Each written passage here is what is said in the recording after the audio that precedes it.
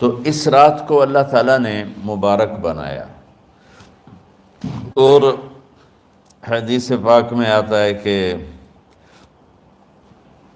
اللہ تعالیٰ اس رات میں ساری دنیا کے لوگوں کی بخشش فرماتا ہے سوائے 5 آدمیوں کی۔ 5 کے سوا سب اہل ایمان کی بخشش ہو جاتی۔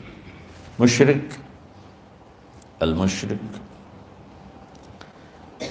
پہلا مشرک، دوسرا مشاحن، مشاحن کیسے کہتے ہیں؟ دل میں بغض رکھنے والا، کینہ رکھنے والا۔ تیسرا مسبل ازارہ، اپنے پاجامے شلوار چادر کو ٹخنوں سے نیچے تک لے جانے والا، لیکن ایک شرط کے ساتھ کہ وہ تکبر کی وجہ سے ہو، سستی کی وجہ سے ہے، غفلت کی وجہ سے ہے۔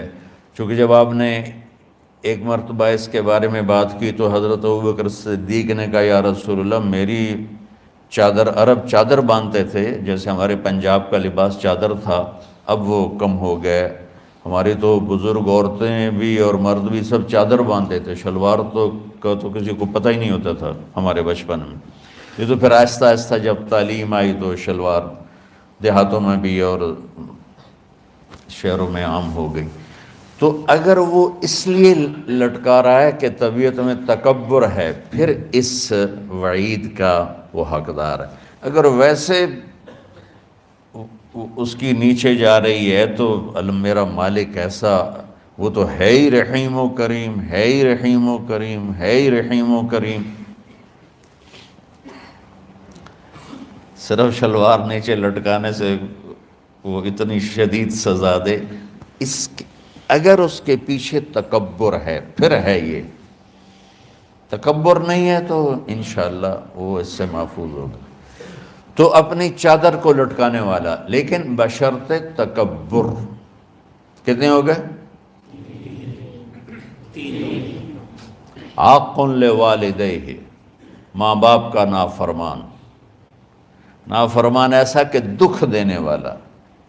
چھوٹی موٹی اونچ نیچ تو ہر بچے سے ہو جاتی ہے، نہیں، جن نے والدین کو ٹکڑے ٹکڑے کر دیا ہو اور ان کو دکھ دے دے دے دے کے ان کا سینہ چیر دیا ہو، چونکہ آپ کہتے ہیں پرزے پرزے کرنا کسی چیز کی، تو اپنے دکھ دے کر، اپنی بدتمیزی کے ساتھ اس نے ماں باپ کا دل زخمی کر دیا ہو، ایک یہ نہیں معاف ہوتا۔ 5واں مدمن خمر، مسلسل شراب پینے والا، مستقل جو شراب کا عادی ہو۔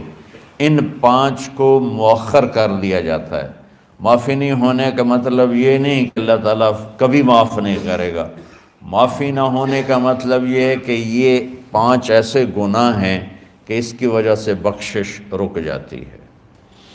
اگر وہ شرک سے نکل آئے، وہ کینہ سے نکل آئے، وہ تکبر سے نکل آئے، وہ والدین کی نافرمانی سے نکل آئے، شراب چھوڑ دے، تو ان کی بھی بخشش ہو جاتی۔ جب کوئی توبہ کرے گا فوراً بخشش ہو جائے گی۔ نہ 15 شعبان کی ضرورت ہے، نہ لیلۃ القدر کی ضرورت ہے، نہ بیت اللہ جانے کے ساتھ توبہ کی شرط ہے۔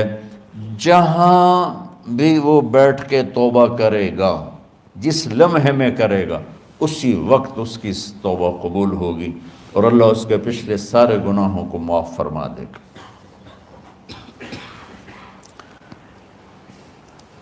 دن کا روزہ، رات کا قیام، زیادہ قیام سے مراد نوافل ہیں، کوئی گھر میں پڑھ لے، کوئی مسجد میں پڑھ لے۔ نوافل، نفلی عبادات گھر میں ہی افضل ہوتی ہیں۔ میرے نبی سنتیں ہمیشہ گھر سے پڑھ کے آتے تھے۔ تہجد اپنے گھر میں پڑھتے تھے، مسجد میں نہیں پڑھتے تھے، سوائے اعتکاف کے آپ اپنے نوافل سنتیں سب گھر میں پڑھتے تھے، اور مسجد میں صرف فرض آ کے ادا فرماتے تھے، اور اس کے بعد بیٹھنا ہوتا تھا تو بیٹھ جاتے تھے، اٹھنا ہوتا تھا تو اٹھ جاتے تھے۔ تو اعتدال اللہ کو ہر چیز میں پسند ہے۔ دنیا جو مختصر ہے اس میں کیسے پسند نہیں ہوگا؟ آخرت جیسے معاملے میں بھی اللہ ہم سے کہہ رہا ہے اعتدال امتن وسطا، ایسے عیسائیوں کی طرح ترک دنیا بھی نہ کرو، یہودیوں کی طرح دنیا کے پیچھے نہ پڑ جاؤ، رزق کے حلال بھی کماؤ، اپنے بچوں کو بھی دیکھو، اپنے فرائض کو بھی دیکھو جو دنیاوی ہیں، اور اللہ سے بھی اپنا معاملہ ٹھیک کرو اور درست کرو۔ بعد کے زمانے میں صحابہ کے بعد سے ہی ایک انتہا پسندی امت میں آئی، ساری ساری رات جاگنا، فلاں بزرگ تھے وہ رسے سے اپنے بالوں کو باندھ لیتے تھے کہ نماز پڑھتے پڑھتے جب نیند آئے اور جھٹکا لگے تو رسے سے بندھے ہوئے بالوں سے اس جھٹکے سے تکلیف ہو اور ان کی آنکھ کھل جائے اور پھر نفلوں میں شروع ہو جائے۔ ایک فلاں بزرگ تھے وہ اپنے آنکھوں میں نمک کا سرما لگاتے تھے تاکہ آنکھیں جل جائیں، اس میں وہ جلن پیدا ہو جائے اور نیند اڑ جائے۔ یہ ایسے واقعات بھرے پڑے ہیں۔ فلاں بزرگ تھے، انہوں نے 30 سال عشاء کے وضو سے فجر کی نماز ادا کی۔ یہ اپنی جگہ پہ بزرگی ہے، لیکن یہ بھائیو یہ دین ہم پیش نہیں کر سکتے۔ فلاں بزرگ تھے وہ 30 سال سے ستو کھا رہے تھے کہ روٹی کھانے اور ستو کھانے میں 70 دفعہ سبحان اللہ کا فرق پڑ جاتا ہے، تو روٹی کھائیں تو 70 دفعہ سبحان اللہ کم کہہ سکتے ہیں، اور ستو کھائیں تو 70 دفعہ سبحان اللہ زیادہ کہہ سکتے ہیں۔ تو لہٰذا انہوں نے کہا مجھے تو 30 سال ہو گئے، میں تو ستو کھا رہا ہوں، میں تو روٹی نہیں کھا رہا۔ یہ دین نہیں ہے، یعنی یہ وہ دین نہیں جو ہم انسانیت کو پیش کر سکتے، یہ تو لوگوں کو دوڑانے والی بات ہے۔ اور ایک آدمی ایک بزرگ سے ملنے گیا تو وہ نوافل پڑھ رہے تھے، وہ ظہر سے عصر تک نفل پڑھتے رہے، وہ ان کے انتظار میں بیٹھا رہا، پھر عصر سے مغرب تک وہ مراقبہ کرتے رہے، وہ انتظار میں بیٹھا رہا، پھر مغرب سے عشاء تک وہ نفل پڑھتے رہے، وہ بیچارہ انتظار کرتا رہا، پھر عشاء کے بعد پھر نفل شروع کیے تو تہجد تک نفل پڑھتے گئے اور وہ بیچارہ پیچھے بیٹھا ہوا۔ تو تہجد کے آخر میں ان کی مصلی پہ بیٹھے بیٹھے ایسے اونگ آ گئی، تو یوں جھٹکا لگا تو کہا یا اللہ میں اس آنکھ سے پناہ مانگتا ہوں جو سونے سے اس کا دل ہی نہیں بھرتا۔ اور پھر اس کے بعد فجر کی نماز پڑھ کے اشراق تک بیٹھے رہے، پھر اشراق پڑھے، اخیر وہ بیچارہ اٹھی کے واپس آ گیا، کیا لگتا ہے نام ویلی کوئی نہیں۔ تو وہ اس نے کسی سے پوچھا کہ یہ بزرگ کب سے یہ کر رہے ہیں؟ کہ پچھلے 30 سال سے کر رہے ہیں۔ یہ راہبانیت کی شکل ہے، یہ وہ دین نہیں جو ہم لوگوں کو پیش کریں گے تو وہ کہیں گے واہ واہ واہ واہ کیا دین ہے بھائی، قبول کرو۔ یہ ایک قسم کا غلو آیا۔ میں ایک حدیث سناتا ہوں، بخاری شریف میں بھی ہے، مجھے اب ہر شے بھول گئی، لیکن وہ ہے نہی الغلو، اس طرح کر کے آپ لوگ زیادہ جانتے ہوں گے جو پڑھ رہے ہیں، کہ غلو سے نہیں۔ حدیث آپ کو سب کو یاد ہوگی کہ 3 صحابہ آئے اللہ کے نبی کے گھر اور پوچھا کہ اللہ کے نبی رات کیسے گزارتے ہیں؟ تو گھر والوں نے کہا سوتے بھی ہیں، جاگتے بھی ہیں، کھاتے بھی ہیں۔ تو وہ تینوں آپس میں کہنے لگے وہ تو نبی ہیں، سوئیں بھی تو کوئی بات نہیں، اور شادی ہے کوئی بات نہیں، ہم تو نبی نہیں، ہمیں تو کچھ کرنا چاہیے۔ ایک نے کہا کہ میں ساری زندگی روزہ نہیں چھوڑوں گا، ایک نے کہا کہ میں ساری زندگی سوؤں گا نہیں، ایک نے کہا میں ساری زندگی شادی نہیں کروں گا۔ تو دیکھنے میں تو واہ واہ کیا بڑی بزرگی ہے بھائی، بڑے بزرگ ہیں۔ ہمارے نبی کو پتہ چلا، آپ نے تینوں کو بلا لیا، کہا تم مجھ سے زیادہ اللہ سے ڈرنے والے ہو، میں تم سے انا اتقاکم یا اخشاکم، الفاظ آپ لوگوں کو زیادہ یاد ہوں گے لیکن مفہوم میں صحیح پیش کر رہا ہوں۔ آپ نے کہا میں تم سے زیادہ اللہ کو جانتا ہوں، تم سے زیادہ اللہ سے ڈرتا ہوں، میں سوتا بھی ہوں، میں کھاتا بھی ہوں، میں روزے بھی رکھتا ہوں، میں چھوڑ بھی دیتا ہوں۔ میری بیویاں بھی ہیں، میں اپنی بیویوں کے پاس بھی جاتا ہوں۔ تم دین میں غلو سے بچو، پہلے امتوں کو ہلاک کر دیا دین میں غلو۔ دنیا میں غلو یعنی انتہا پسندی، ایکسٹریمسٹ ہونا، دنیا ہو یا دین ہو، دونوں میں اعتدال بچو، اللہ تعالیٰ کو پسند ہے۔ تو شعبان کے حوالے سے ایک علماء کا طبقہ اتنا رد میں گیا کہ ایسی نفی کر دی کہ جیسے ہے ہی کچھ نہیں، یہ بھی غلط ہے۔ ایک طبقہ وہ ہے جو پتہ نہیں کیا کچھ کرتا ہے شب برات کے نام پر، وہ بھی غلط ہے۔ ساری حدیثوں کو ملا کر روزہ اور رات کا قیام، کہ رات کو اٹھ کے کچھ اللہ کو یاد کر لو۔ اب اس آیت میں بعض مفسرین سے غالباً بھول ہوئی، حامیم والکتاب المبین انا انزلناہ فی لیلۃ مبارکۃ انا کنا منذرین فیہا یفرق کل امر حکیم امرا من عندنا انا کنا مرسلین۔ یہ لیلۃ القدر ہے، انا انزلناہ فی لیلۃ مبارکۃ، یہاں دوسرا لیلہ مبارک رات میں ہم نے قرآن کو اتارا۔ دوسری آیت کو جوڑو، انا انزلناہ فی لیلۃ القدر، ہم نے قرآن کو لیلۃ القدر میں اتارا۔ تو وہ آیت اس آیت کا ترجمہ کر رہی کہ لیلۃ مبارک سے مراد لیلۃ القدر ہے، 15 شعبان نہیں۔ لیکن بعض مفسرین جو بڑے لوگ ہیں، لہذا ہم سب کا ادب احترام کرتے ہیں، لیکن رائے کا اختلاف وہیں بڑے علماء میں ہی ہے، تو اسی کو میں آپ کے سامنے نقل کر رہا ہوں، کوئی اپنی رائے نہیں دے رہا ہوں۔ تو ان سے یہ صاف ہو گیا کہ انہوں نے اس کو 15 شعبان بنا دیا۔ یہ 15 شعبان کی رات نہیں ہے، یہ لیلۃ القدر ہے، کہ جس میں وہ پورے سال کے احکام اعلان کر دیے جاتے ہیں، وہ شب قدر ہے۔ اس میں بھی معافی ہوتی ہے، اس میں بھی معافی ہوتی ہے، لیکن شب قدر تو قرآن سے صحیح احادیث سے ثابت ہے، اور شعبان کی رات ضعیف حدیثوں سے ثابت ہے، لیکن کثرت حسن لغیرہ اور امت کا عمل اس میں بہت بڑی گنجائش پیدا کرتا ہے۔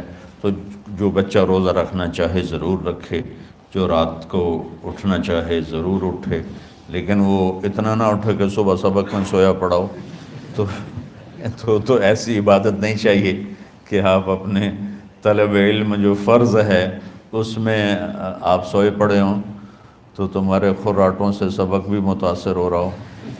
تو اعتدال بچوں، ہر چیز میں اعتدال، اور کسی سے گلہ ہے، غصہ ہے، ناراضگی ہے، کسی سے بولتے نہیں ہو۔ ابھی سے شعبان آ چکا ہے، آپ شعبان سے رمضان کی تیاری شروع فرما دیتے تھے، تو اس کی تیاری کیا ہے؟ وہ دلوں کو صاف کرو، معاف کرو، معافی مانگو، تمہارا قصور نہیں پھر بھی معافی مانگ لو، دلوں کو صاف کرو، اور اللہ سے سخاوت مانگو، کہ اللہ کو سخی بھی پسند ہے اور صاف دل والا بھی پسند ہے۔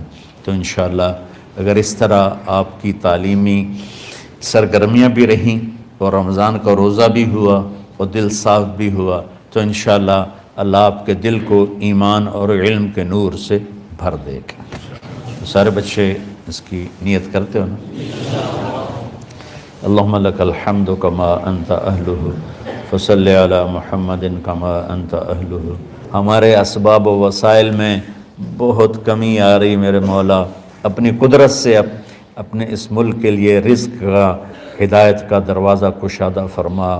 یا اللہ، جو اس کی دشمنی کرنے والے ہیں ان کو بھی ہدایت نصیب فرما، اور ان کے مقدر میں ہدایت نہیں تو ان کے شر سے اس کی حفاظت فرما۔ جتنے مدارس ہیں، جتنی خانقاہیں ہیں، جتنے تبلیغی مراکز ہیں، جتنے حفظ کے مکاتب ہیں، ان سب کی حفاظت فرما۔ علماء اہل حق کی حفاظت فرما، علماء اہل حق کی حفاظت فرما۔ یا اللہ، صالحین کی حفاظت فرما۔ یا اللہ، احفظنا من بین ایدینا ومن خلفنا وعن ایماننا وعن شمائلنا ومن فوقنا ونعوذ بعظمتك من أن نغتال من تحتنا اللهم إنا نعوذ بك من الاغتيال اللهم إنا نعوذ بك من أن نغتال من تحتنا اللهم احفظنا من كل بلاء اللهم احفظنا من كل شر ومن كل بلاء وعافنا من كل شر ومن كل بلاء یا اللہ تو پوری امت پہ کرم فرما رحم فرما یا اللہ پوری امت کا کہ خون کی عزت کی جان کی مال کی بچوں کی بچیوں کی عزتوں کی حفاظت فرما پوری دنیا کے کفر کو ہدایت دے دے پوری دنیا کے غیر مسلموں کو ایمان دے دے امریکہ والوں کو ہدایت دے دے افریقہ والوں کو ہدایت دے دے یورپ والوں کو ہدایت دے دے ایشیا والوں کو ہدایت دے دے آسٹریلیا والوں کو ہدایت دے دے جو تجھے نہیں پہچانتے انہیں اپنی پہچان کرا دے ہمیں تو ذریعہ بنا لے ان تک اپنا پیغام پہنچانے کا اور تیرا تعارف کروانے کا تو ہماری زندگی اس کے لیے قبول فرما لے ان بچوں کو قبول فرما لے انہیں ہدایت کے چراغ بنا ہدایت کے سورج بنا ان کو ان کے والدین کو دنیا اور آخرت کی ہر خیر نصیب فرما ان پڑھانے والوں کو اس میں کام کرنے والوں کو دنیا اور تمام شاخوں میں پڑھنے والے پڑھانے والے خدمت کرنے والے کام کرنے والے ان کے بچوں کی حفاظت فرما ان کی دنیا بھی بھلی فرما ان کی آخرت بھی بھلی فرما اور یا اللہ امت کے جوڑنے کا کہ مدرسۃ الحسنین کو ذریعہ بنا دے امت کو جوڑنے کا مدرسۃ الحسنین کو ذریعہ بنا دے یا اللہ جو ایمان پہ تیری بارگاہ میں پہنچ گئے ان کے درجے بلند فرما ان کی قبریں روشن فرما ہم جو پیچھے آ رہے ہیں میں عافیت والی صحت والی سہولت والی زندگی دے اور ایمان والی موت عطا فرما یا اللہ امراض والی موت سے بچا ہسپتالوں والی موت سے بچا اغتیال والی موت سے بچا عافیت سلامتی والی ایمان کے ساتھ اپنی رضا کے ساتھ ہماری واپسی یا اللہ مقدر فرما یا اللہ جو بیمار ہیں جو بچے بیمار ہیں جو اساتذہ بیمار ہیں یا اللہ میں بھی تیرا حقیر فقیر بندہ بیماری میں چل رہا ہوں ہم سب کو صحت شفا کامل نصیب فرما صحت شفا کامل نصیب فرما یا اللہ صحت شفا کامل نصیب فرما یہ جو نکاح ہوا ہے ان میں بھی یا اللہ جان بین میں برکت نصیب فرما اور محبت نصیب فرما یا اللہ ہم سب سے راضی ہو جا توفنا مسلمین والحقنا بالصالحین غیر خزایا ولا مفتونین انك على كل شيء قدير ربنا آتنا في الدنيا حسنة وفي الآخرة حسنة وقنا عذاب النار وصلى الله تعالى على النبي الكريم آمين برحمتك يا